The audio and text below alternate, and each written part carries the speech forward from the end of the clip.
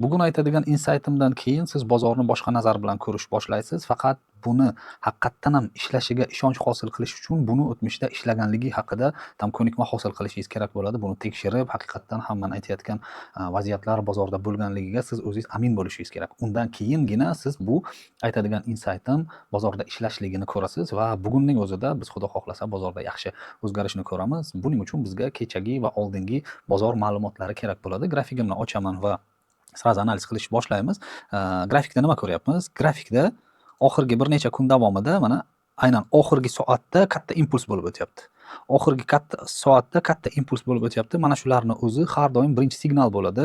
Krupniy igrok ili o'sha katta investorlar bozorda pozitsiyaga kirganligini biz guvohi bo'lamiz. Aynan mana bitta impuls bozor oxirgi soatida, bu ikkinchi impuls bozor oxirgi soatida. Bu nima degani? Bu nabor pozitsiya degani. Amerikanskiy sessiyada xuddi shunday holatlar bo'ladigan bo'lsa, siz oldindan bilishingiz mumkin bo'ladi.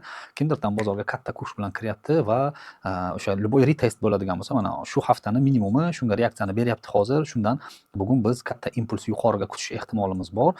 Bu har doim ishlaydigan va ishlab kelgan yo'nalish. Faqat bozor ketishidan oldin ba'zi payt katta stop oladi, keyin yuradi, ba'zi payt stop olmasdan primo yurib beradi. Mana shu narsani bilish bozor uchun eng to'g'ri qarorlardan biri. Faqat bu razvorot degani emas. Mana shu narsani bilish kerak. To siz impuls kutishingiz mumkin bo'ladi va bu impuls holati har doim bozor qaysi tomonga yurishini, qanday bu narsa bozorga ta'sir ko'rsatishini bilib olishingiz mumkin bo'ladi. Давайте Nasdaqda ham xuddi shu narsani ko'rishimiz mumkin bo'ladi. Mana oxirgi soat boshlanishi bilan bozorda katta impuls bo'lyapti. Bu impuls kunni bir kunlik ATRni yarmidan почти 30% dan ko'pini ko'rsatyapti. Mana 2600. Mana shu har doim bozorga o'z kuchini ko'rsatadi. Mana bozorning oxirgi impulsi mana shu soatida bo'lgan impuls sizga bozorda keyinchalik qaysi tomonga harakat qilishini ko'rsatadi. Mana shu yerda ham xuddi shu holat. Mana bozor impulsi, keyin mana bu impulsni ko'ryapmiz. Bozor oxirgi soatida amerikanskiy sessiyada impuls bo'lyapti. Mana shu holat sizga har doim bozorni oldindan ko'ra bilishingiz uchun yordam beradi. Mana ko'ryapmiz, oxirgi 2 soatda bum impuls beryapti. Mana bu yerda ham xuddi shu holat. Mana shunaqa impuls kutishimiz uchun mana shu bozorda bo'layotgan instrumentlarga o'zimiz harakatdan fokusimizni qaratishimiz kerak bo'ladi. Endi ko'p holatlarda shu narsani guvohi bo'lamiz.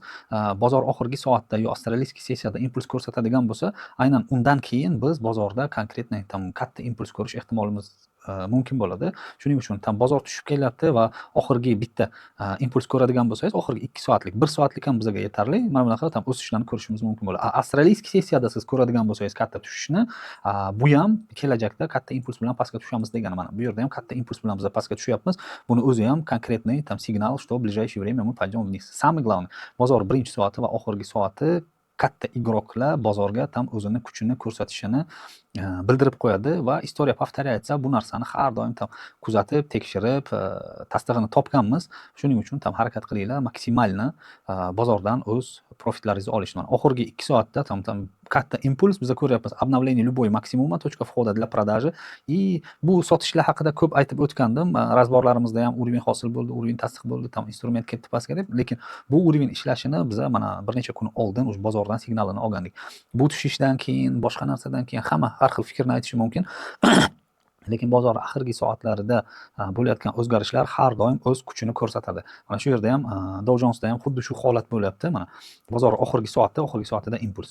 Bozor oxirgi soatida impuls. Bu nima degani? Ближайший момент bozor o'sadi. Mana shu yerda ham xuddi shu holat. Bozor oxirgi soatida impuls, kelasi kuni konkretniy nima beryapti? Impuls движение beryapti. Shuning uchun xuddi shunaqa holatlarni qo'yib yubormaslik uchun har doim o'zingizga konkretniy точка входа, точка выходalaringizni aniqlab oladigan bo'lsangiz, siz bozorni oldindan nima harakatga kelishini bilib olasiz. Endi bu yerda уже круглый sifralarimiz ishlayapti yaxshigina. Hozir круглый sifrani stoplarini yechdi. Kecha круглый sifradan yuqorida yopildi. Bu yerda ham xuddi shu holat, oxirgi soatida impuls bo'lyapti va bu narsa bizga konkretniy точка входа berdi. Mana impuls ketdi. Shunaqa holatlarni qo'yib yubormaslik uchun bozorni oldindan bilish kerak, qaysi harakat nima rezultat beradi. Ko'p holatlarda bu indekslar bilan ma'lum bo'ladi. Nima uchun? Chunki indekslarda har doim bozor prям katta o'zgarishlarni o'z ichiga oladi. Shuning uchun bunday ma'lumotlarni o'tkazib yubormaslik uchun buni avval tekshirasiz, tekshirganingizdan keyingina bunga qarab harakat qilasiz. Mendan bo'ladigan yangilik hozircha shu. O'ylaymanki, ma'lumot yetarli bo'ldi. Yana qanaqadir savollaringiz bo'ladigan bo'lsa, pastda kvadratik bor, o'sha orqali bemalol savollaringizni qoldiringlar. Men imkon boricha javob berishga harakat qilaman. Yaxshilikda ko'rishguncha o'zingiz ehtiyot qiling.